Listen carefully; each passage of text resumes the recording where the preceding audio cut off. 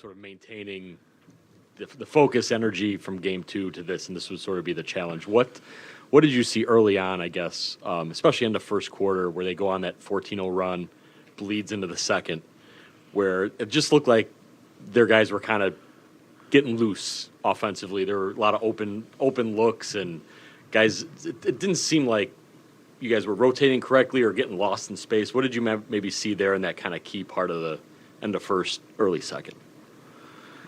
They played well today. Give Miami credit. I think that they offensively they executed at a high level. Defensively, they were very aggressive, and they responded today. Now it's on us to do that and get our minds and get ready for going into the next game.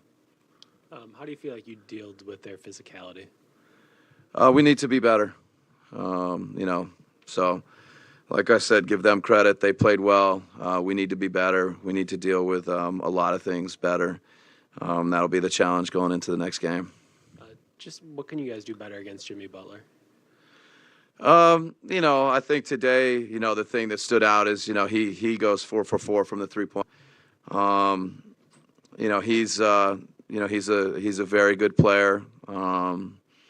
He kind of rose to the challenge today, and we got to do the same thing going into the next game.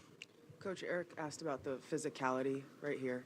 I'm just wondering how much you felt like those affected some of the turnovers you all had and what you saw in that area in terms of taking care of the ball. Yeah, no, I mean, defensively, their activity, their hands, their aggressiveness, they talked about it after the last game. They responded, and, we got to be ready to do that going into the next game. Hi, Coach.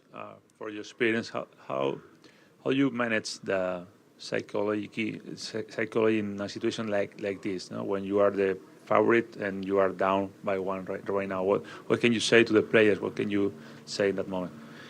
Well, we've got a really good team. This group's been together. There's a ton of confidence in that locker room. Players that, can play and execute at a high level.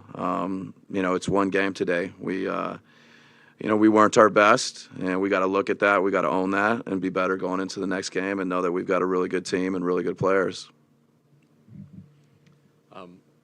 Following up a little bit with their activity you mentioned, how do you think they either prevented Brook from getting maybe the touches you want? I think 9 shots. I don't know if that's enough in this sort of game, or was it something offensively that wasn't working on your end that you saw? You know what I mean? Like, which do you think had the bigger impact? Their activity or maybe just your ball movement?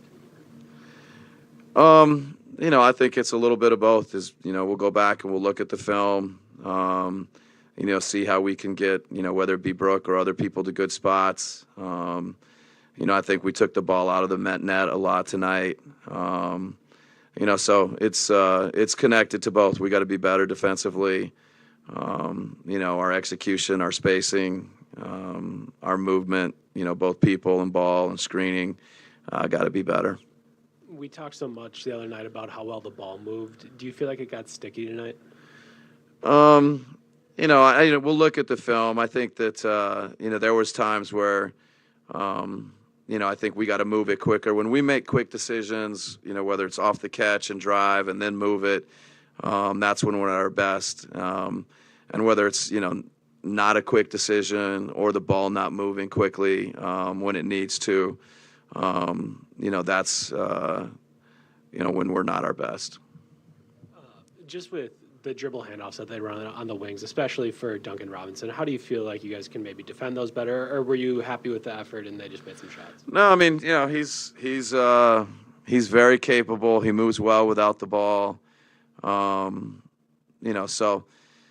He's played well. I think the last game he played well. He's given him contribution off the bench.